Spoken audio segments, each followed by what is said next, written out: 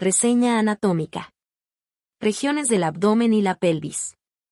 El abdomen limita hacia arriba con el tórax, separado por el diafragma, a través de cuyos orificios pasan el esófago, el conducto linfático, la aorta y la vena cava inferior.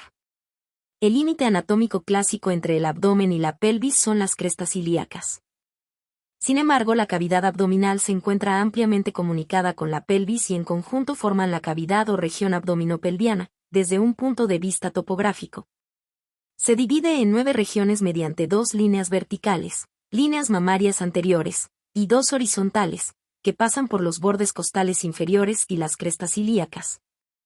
Las 3 regiones superiores son los hipocondrios derecho e izquierdo y en el medio el epigastrio. El hipocondrio derecho contiene al hígado como órgano más destacado. En el hipocondrio izquierdo se encuentran el vaso y parte del estómago y del páncreas. En el epigastrio se encuentran el estómago y parte del hígado y el páncreas. Las 3 intermedias corresponden a los flancos derecho e izquierdo y en el centro a la región umbilical. En los flancos se proyectan las porciones ascendentes y descendentes del colon y parte de las asas de intestino delgado. Por detrás se ubican los riñones y los uréteres. En la región umbilical, el contenido más importante corresponde a las asas de intestino delgado. Las 3 inferiores son las fosas ilíacas derecha e izquierda y entre ambas el hipogastrio. En la fosa ilíaca derecha se ubica el ciego, con el apéndice y el íleon terminal. En la fosa ilíaca izquierda, el colon sigmoideo. En el hipogastrio se proyectan la vejiga y los órganos genitales internos. Cavidad peritoneal. La serosa peritoneal envuelve los órganos abdominales, peritoneo visceral. Y rapist las paredes del abdomen, peritoneo parietal. La cavidad cubierta por el peritoneo recibe el nombre de espacio peritoneal o intraperitonea L. Por detrás del peritoneo parietal se encuentra el espacio retroperitoneal y por debajo, en la pelvis. El espacio subperitoneal dentro del abdomen. En el espacio intraperitoneal, se encuentran el hígado, el vaso y la mayor parte de las vísceras huecas del tracto digestivo, incluyendo esófago y estómago. Intestino delgado, ciego y apéndice, colon transverso y sigmoideo. Parte del tracto digestivo se ubica en el retroperitoneo, incluyendo la mayor parte del duodeno, el páncreas, el colon ascendente y el descendente, el recto, así como parte de los órganos genitourinarios. Es un órgano subperitoneal. El peritoneo forma repliegues llamados mesos, mesenterio, mesocolon, que fijan las vísceras al peritoneo parietal posterior. Otros repliegues que unen las vísceras entre sí se denominan epiplones. Epiplón menor o gastrohepático, epiplón mayor o gastrocólico, etc. Los mesos y epiplones del peritoneo dividen la cavidad abdominal en varios compartimientos, que se comunican entre sí. Por debajo del diafragma se encuentran los espacios subdiafragmáticos derecho e izquierdo, separados por el ligamento falciforme o suspensorio del hígado. Por detrás del estómago y por delante del páncreas se encuentra la bolsa retrogástrica o transcavidad de los epiplones, el mesocolon transverso, que cruza por delante del marco duodenal. Divide el abdomen en un espacio superior o supramesocólico y otro inferior o inframesocólico. El mesenterio del intestino delgado se extiende desde el ángulo duodeno-yeyunal, superior e izquierdo, hasta la unión ileocecal, inferior y derecha. Entre el mesenterio y las porciones ascendentes y descendente del colon se encuentran los espacios mesenterocólicos derecho e izquierdo. A ambos lados del colon ascendente y descendente están los espacios parietocólicos derecho e izquierdo. Estos compartimientos peritoneales tienen gran importancia práctica para comprender la localización y diseminación de colecciones líquidas, por citis, pus, sangre, etc., y lesiones sólidas. Por metástasis, etc., dentro de la cavidad peritoneal. Estos espacios y su contenido normal o patológico pueden ser reconocidos en los estudios radiológicos del abdomen y eco, pero son apreciados con mayor detalle anatómico mediante TC y RM. Retroperitoneo. El retroperitoneo se ubica por detrás del peritoneo parietal posterior y contiene el tracto urinario, riñones, uréteres, parte del tracto digestivo, duodeno y páncreas. Colon ascendente y descendente, glándulas suprarrenales, aorta, vena cava inferior, ganglios linfáticos y conducto linfático principal, nervios y músculos. A ambos lados de la columna vertebral se encuentran los pilares diafragmáticos o cruras, en el sector superior, y los músculos psoas, en los sectores medio e inferior. El retroperitoneo contiene tejido adiposo y está recorrido por 2 láminas o fascias, una anterior y otra posterior, que delimitan el espacio perirrenal que contiene a los riñones, uréteres y glándulas suprarrenales, rodeados de tejido adiposo. Por delante de la fascia renal anterior se encuentra el espacio pararrenal anterior o pancreático, que contiene al páncreas, la segunda y tercera porciones duodenales y el colédoco terminal, así como al colon ascendente y descendente. Por detrás de la fascia renal posterior se ubica el espacio pararrenal posterior, que contiene tejido adiposo. Estos espacios pueden reconocerse en TC y RM. En condiciones patológicas pueden estar ocupados por edema y colecciones líquidas, que afectan los distintos espacios, de acuerdo con el órgano de origen. Por ejemplo, en la pancreatitis aguda se observa edema con aumento de la densidad y borrosidad 11 del tejido adiposo del espacio pararrenal anterior. En una obstrucción urinaria aguda por litiasis enclavada se puede apreciar edema en el tejido graso perirrenal. Métodos de diagnóstico por imágenes. Introducción. En la actualidad, los exámenes radiológicos simples y contrastados se utilizan cada vez menos y han sido reemplazados en muchas indicaciones por eco, TC y RM. En el capítulo sobre métodos, hemos analizado las ventajas y limitaciones de la mayoría de los exámenes, por lo que trataremos de evitar repetir conceptos. Radiografías simples del abdomen brindan una visión panorámica del abdomen y la pelvis. Permiten demostrar distensiones gaseosas y líquidas del intestino, por EJ íleo paralítico y obstructivo, gas extraluminal, por EJ neumoperitoneo, retroneumoperitoneo, calcificaciones, por EJ litiasis, tumores, etc., cuerpos extraños radiodensos y lesiones del esqueleto, entre otras patologías. Las RX de abdomen de pie y acostado están indica y das en el abdomen agudo. Deben incluir desde la base de los pulmones y diafragma hasta la porción superior de los muslos, abarcando toda la cavidad abdominal y pelviana. La distribución de aire tanto dentro del tracto digestivo como libre, cambia de posición de acuerdo con el decúbito, lo que es útil para el diagnóstico. La RX acostada, menor espesor abdominal, brinda mejor detalle anatómico. Se pueden identificar mejor las siluetas renales y los bordes de los músculos psoas. Para buscar litiasis urinarias, es suficiente y preferible la RX de abdomen en decúbito dorsal. La RX de pie se emplea sobre todo para detectar niveles hidroaéreos en las vísceras huecas, signo de íleo, y buscar aire libre en la cavidad peritoneal, signo de perforación. Estudios contrastados del tubo digestivo bajo radioscopia. Como medio de contraste se utiliza el sulfato de bagrio, por ingesta oral, para examinar la faringe, esófago, estómago e intestino delgado, por enema. Para estudiar el colon. Para obtener mayor detalle anatómico se combina el bario con el aire en las técnicas de doble contraste, barra inversa, que son más sensibles para detectar pequeñas úlceras, pólipos y otras lesiones que pueden quedar ocultas en el examen con relleno simple, con bario altamente radiopaco. Cuando se sospecha perforación del tracto digestivo, por EJ úlcera, traumatismo penetrante, dehiscencias de suturas quirúrgicas, etc., no se utiliza el bario como contraste porque produce granulomas y adherencias. En estos casos es reemplazado por contrastes iodados, que no producen complicaciones en caso de perforaciones. El iodo no se utiliza por vía oral en pacientes con sospecha de broncoaspiración, porque produce neumonitis química. En esos casos se prefiere el bario. Para las fistulografías y colangiografías se utilizan los contrastes iodados. La mayoría de los exámenes son monitoreados mediante radioscopia y TB, examen de deglución, videodeglución. Seriada esofágica, esofagograma. Seriada gastroduodenal. Tránsito de intestino delgado.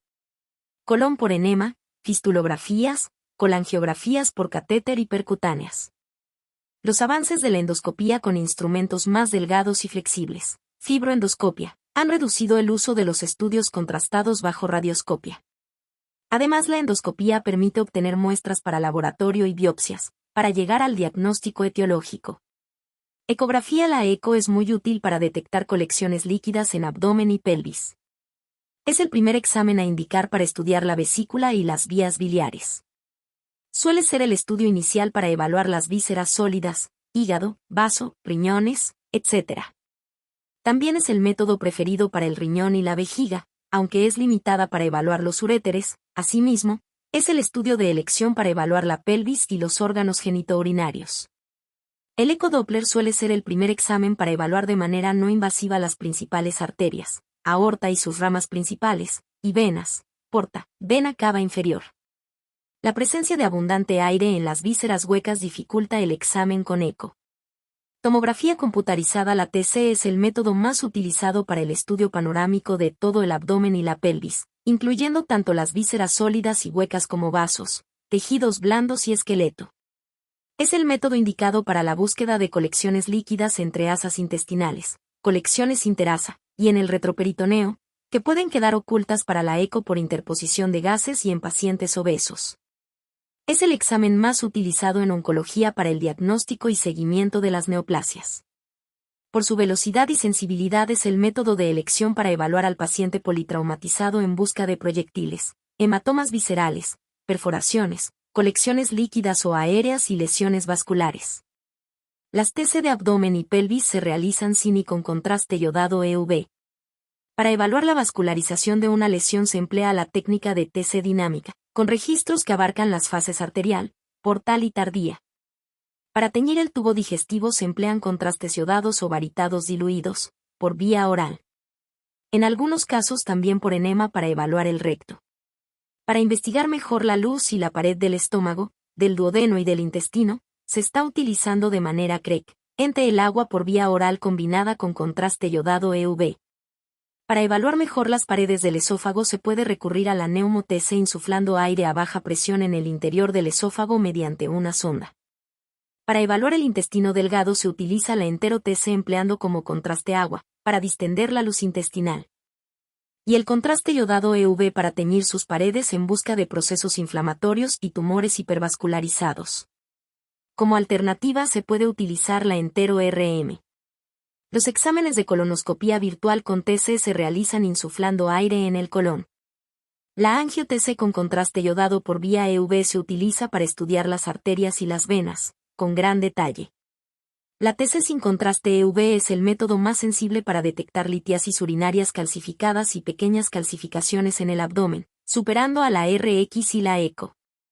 Resonancia magnética. La RM es un método alternativo a la TC y se utiliza de manera creciente para el examen de abdomen y pelvis.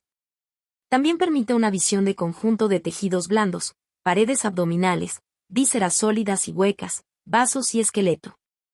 La mayoría de los exámenes con RM de abdomen y pelvis se realizan antes y después de inyectar gadolinio por vía EUV. Pueden obtenerse registros dinámicos en fase arterial, portal y tardía, como con la TC. La colangiopancreatografía por RM o colangio-RM es el estudio de elección para estudiar de manera no invasiva el colédoco y el conducto pancreático principal. Es particularmente útil para la vía biliar extrahepática y en especial el colédoco, donde la eco tiene limitaciones por la superposición de vísceras huecas con aire. Para evaluar el páncreas, tanto la TC como la RM son muy útiles. La RM con técnica de difusión mejora la diferenciación entre lesiones benignas, por EJ quistes, hemangiomas y malignas. Tumores primarios y metástasis, en diversos órganos, por EJ hígado, páncreas, riñón, etc.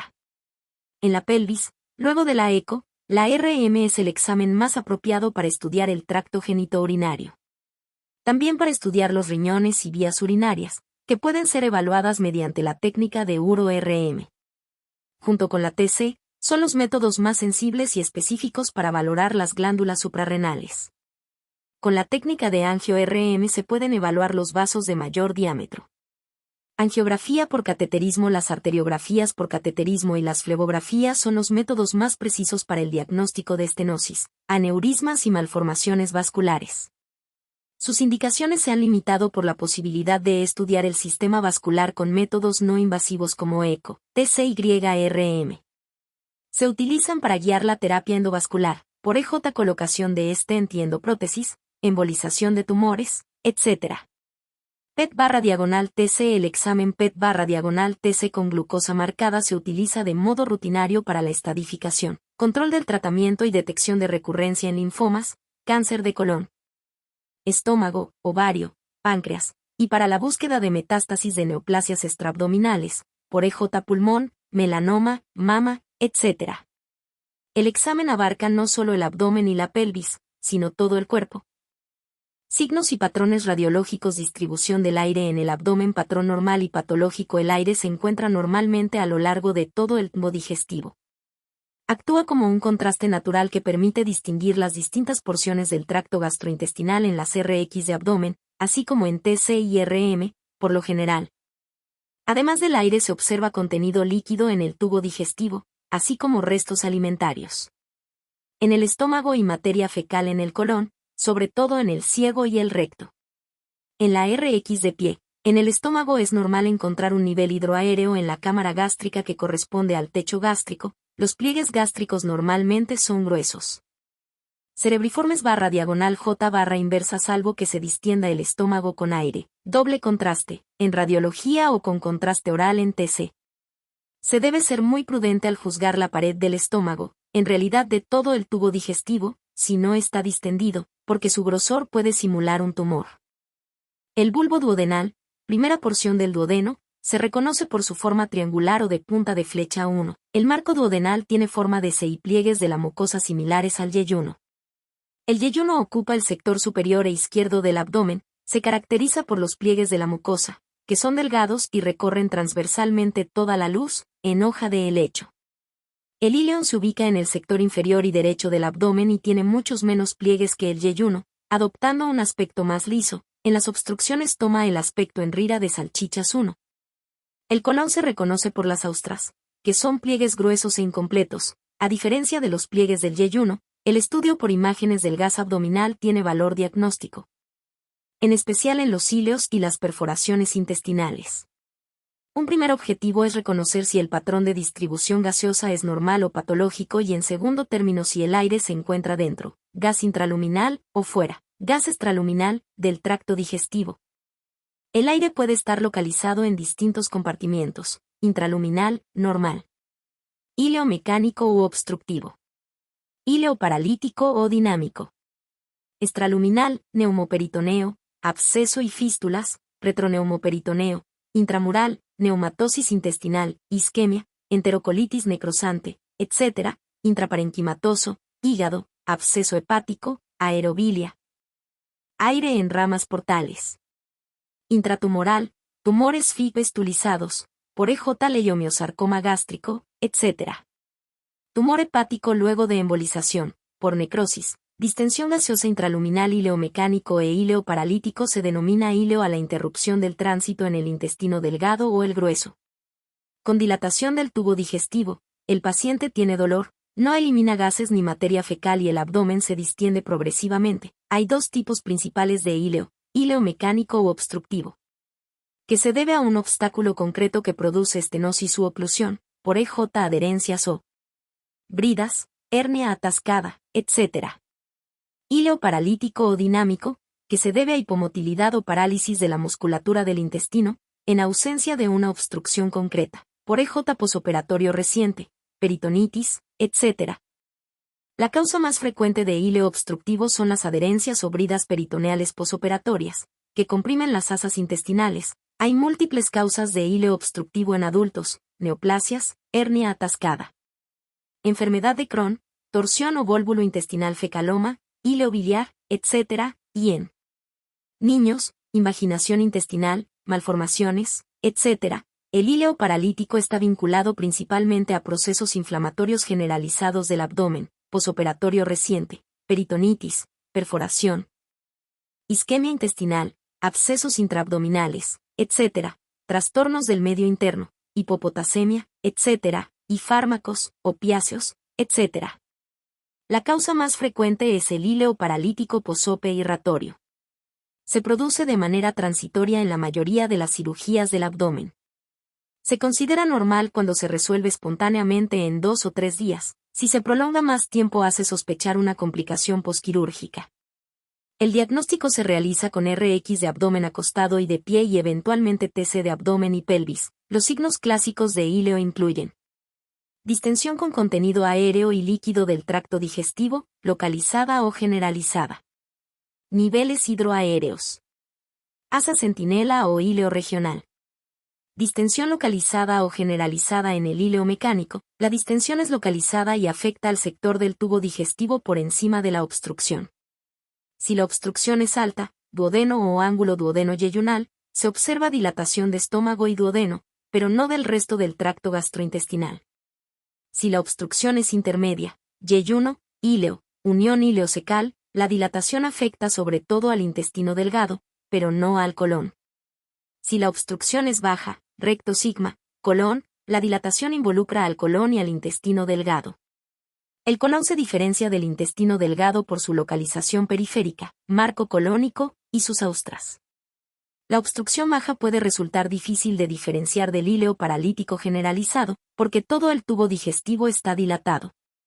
Es necesario recurrir al colon por enema o la endoscopía para confirmar o descartar una obstrucción baja. En cambio, en el íleo paralítico la acumulación de líquido y gas, así como los niveles hidroaéreos, son generalizados y afectan a todo el tubo digestivo, desde el estómago al colon inclusive. Los signos de íleo pueden ser menos evidentes si el paciente ha vomitado recientemente o si tiene una sonda nasogástrica, que evacúa aire y líquido, disminuyendo la distensión y los signos radiológicos clásicos. En realidad los signos en las imágenes dependen de varios factores. Causa de la obstrucción. Gravedad de la estenosis u obstrucción. Tiempo de evolución. Grado de parálisis. Vómitos o sonda nasogástrica. Niveles hidroaéreos. Los niveles hidroaéreos en la luz del tracto digestivo son otro signo importante de íleo, tanto mecánico como dinámico. Se aprecian en las RX y en la TC de abdomen. Su posición varía de acuerdo con el decúbito, asa centinela o íleo regional cuando hay un proceso inflamatorio localizado, por EJ apendicitis y absceso, pancreatitis, etc. Es frecuente observar la dilatación de un sector del intestino delgado o del colon, solo en la zona vecina a la patología. En la apendicitis, el asa centinela corresponde al íleon y se ubica en la fosa ilíaca derecha. En la pancreatitis, se observa principalmente dilatación del colon transverso. Vólvulo o torsión intestinal se produce por la rotación patológica de un sector del colon, habitualmente el sigmoideo, y con menor frecuencia el ciego, lo que causa obstrucción mecánica. Produce isquemia intestinal y requiere de cirugía para evitar una necrosis irreversible y perforación. En la RX de abdomen y la TC se observa el sigma muy dilatado, en U invertida, que produce los signos del grano de café o pechera de caballo y desplaza a otras asas intestinales, también dilatadas por el íleo obstructivo. El colon por enema con bario muestra la obstrucción, con un afinamiento progresivo, en pico de pato, en algunos casos con poco tiempo de evolución y cuando no hay riesgo de necrosis, la presión del colon por enema, cuidadosamente regulada por el radiólogo, puede producir la resolución del vólvulo. También pueden producirse vólvulos del intestino delgado, malrotación congénita, adherencias o bridas, o de otros sectores del colon. Gas extraluminal neumoperitoneo. La demostración de aire libre en la cavidad peritoneal es un signo de gran valor porque puede indicar la perforación de una víscera hueca. Las causas más comunes de perforación incluyen trauma abdominal, herida por arma blanca, arma de fuego, accidente de tránsito, complicación quirúrgica, etc. Úlcera péptica. Diverticulitis colónica complicada. Tumor. Conviene aclarar que no toda perforación del tubo digestivo produce neumoperitoneo, muchas son rápidamente selladas o bloqueadas, por el peritoneo y las asas intestinales vecinas. Hay otras causas de aire libre en la cavidad peritoneal sin perforación, por EJ cirugía, laparoscopía, ingreso de aire por el tracto genital femenino, etc. Luego de la cirugía abdominal el neumoperitoneo es normal y se va resolviendo durante la primera semana del posoperatorio. El examen inicial es la RX de tórax de frente de pie y la RX de abdomen de pie. Para demostrar la acumulación de aire, radiolúcido, por debajo del diafragma. Cuando es pequeño se ve mejor en la RX de tórax. La TC es más sensible para detectar pequeñas colecciones aéreas. También puede descubrir colecciones líquidas y lesiones en diversos órganos. La eco también puede identificar neumoperitoneo y es particularmente útil en niños, jóvenes y mujeres embarazadas. Tiene la ventaja sobre la RX simple de abdomen de poder demostrar colecciones líquidas y otras alteraciones, aunque es más limitada que la TC. Retroneumoperitoneo. Hay múltiples causas de pasaje de gas hacia el retroperitoneo, posoperatorio reciente, traumatismos, embolizaciones, infecciones urinarias, pancreatitis abscedada, perforación de vísceras retroperitoneales como duodeno. Colon ascendente y descendente, apendicitis, rupturas instrumentales y traumáticas del recto, etc. En las RX de abdomen pueden observarse burbujas e imágenes lineales, que delimitan los riñones y los músculos psoas. La TC es el examen de elección. Puede descubrir pequeñas burbujas de gas y los signos propios de la enfermedad principal. Abscesos y fístulas. Dentro de los abscesos y trayectos fistulosos pueden observarse pequeñas colecciones de aire, que pueden ser vistas con RX, eco y TC. Las fístulas que comunican con la piel pueden ser estudiadas con contraste iodado y radioscopia, fistulografía, para evaluar su longitud y origen, gas intramural. Neumatosis intestinal. La presencia de gas en la pared intestinal se denomina neumatosis intestinal y puede deberse a distintas causas, por isquemia e infarto intestinal, enterocolitis necrosante, infecciones intestinales graves, inmunodeficiencia, etc. Es un signo radiológico que hace sospechar necrosis e infección de la pared intestinal. En la RX simple de abdomen acostado y la TC se observa gas, que forma una capa muy delgada, lineal o curva y múltiples burbujas pequeñas, que siguen el contorno del colon. En la TC forma una coronita o anillo de burbujas alrededor del intestino. Puede complicarse con perforación y neumoperitoneo, así como pasaje de aire al sistema portal en el hígado, neumatosis portal, que siempre es un signo hornoso. Gas intraparenquimatoso. Dentro del hígado puede observarse gas en la vía biliar, aerobilia, figura 4.3, en las ramas portales, neumatosis portal, o dentro de un absceso o tumor necrosado. La aerobilia puede deberse a múltiples causas: instrumentación reciente, por colangiografía retrógrada, a endoscópica, colangiografía intraoperatoria. Anastomosis biliodigestivas.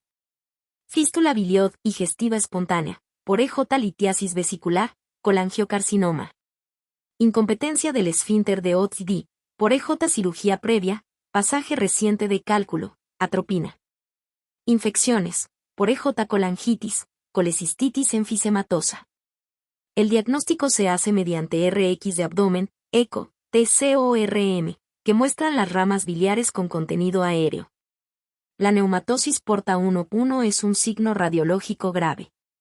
El aire llega a la vena porta por enterocolitis necrosante, infarto intestinal u otras enfermedades graves, que afectan la pared del intestino. Mientras que el gas biliar se localiza principalmente de manera central, el gas portal se ubica sobre todo en forma periférica. Los abscesos hepáticos pueden contener gas en su interior, en particular cuando están causados por bacterias productoras de gas. Los tumores primarios o secundarios que han sido tratados con embolizaciones pueden mostrar burbujas en su interior como resultado de la necrosis, aunque no estén infectados.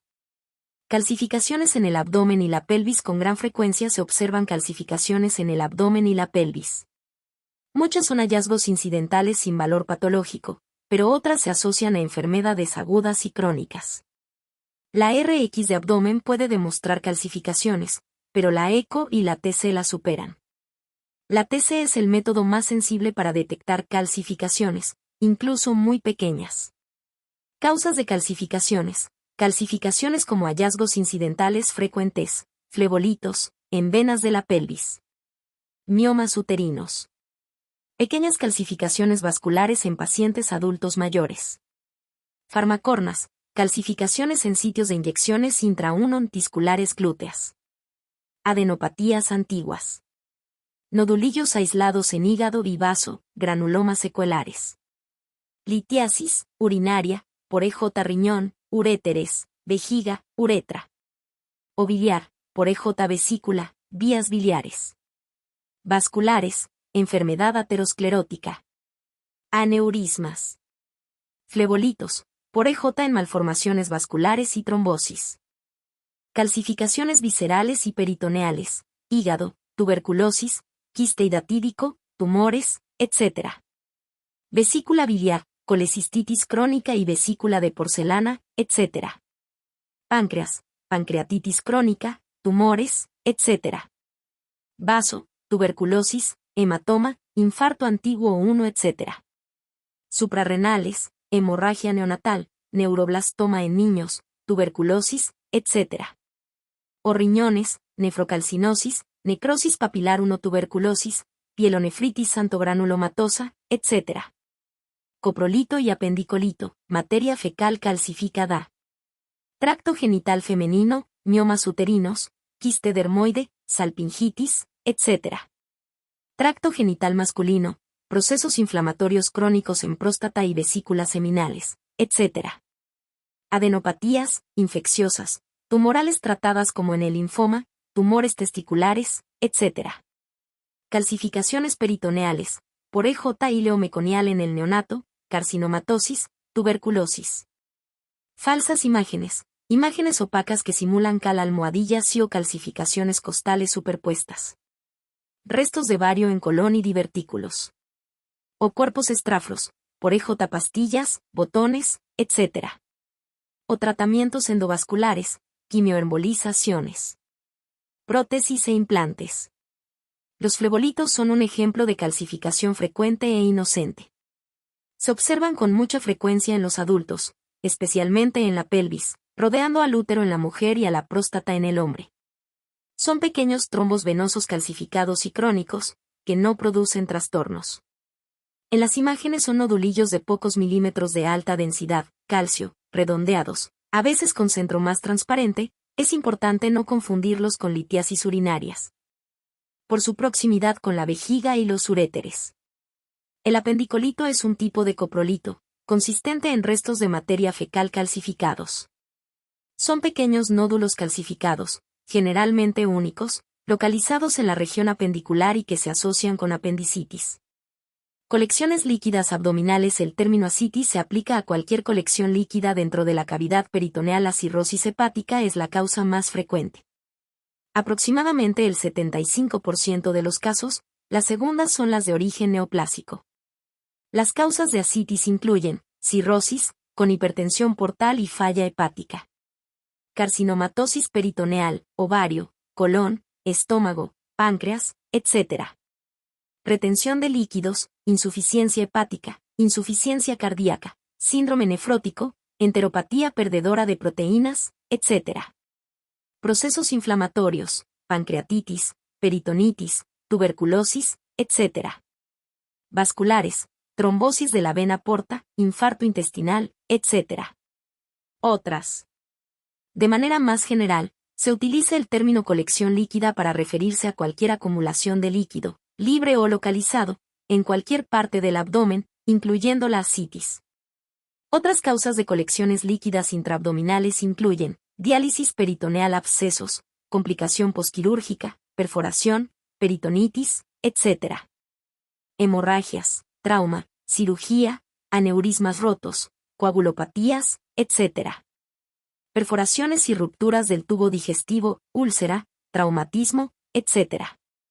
Peritonitis biliar y bilomas, colecistitis perforada, complicaciones quirúrgicas, traumatismos, etc. Urino 1-11, AS, poslitotricia, posquirúrgicos, traumatismos, etc., linfoceles, posquirúrgicos, traumatismos.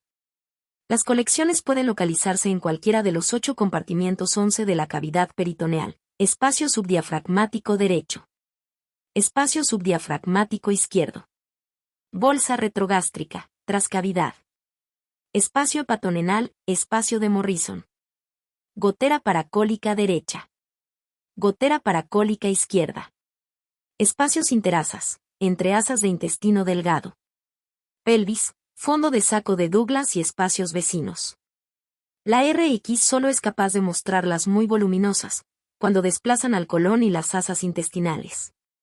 El examen físico solo detecta ascitis cuando es muy voluminosa, en cambio la eco, la TC y la RM son muy sensibles y pueden descubrir colecciones muy pequeñas.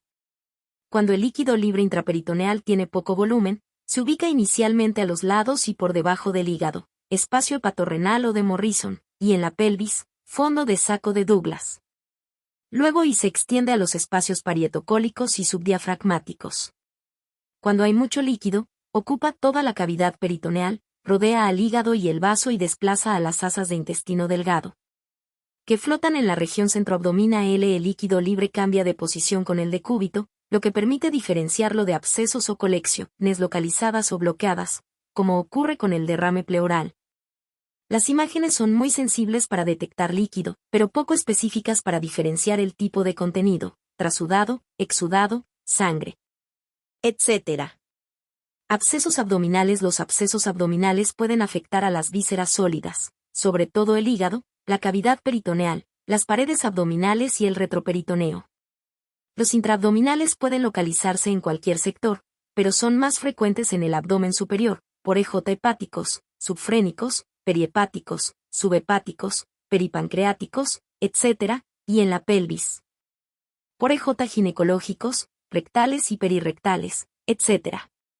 Aparecen como complicación en múltiples circunstancias, posoperatorio y procedimientos invasivos, laparoscopía, cateterismo, etc.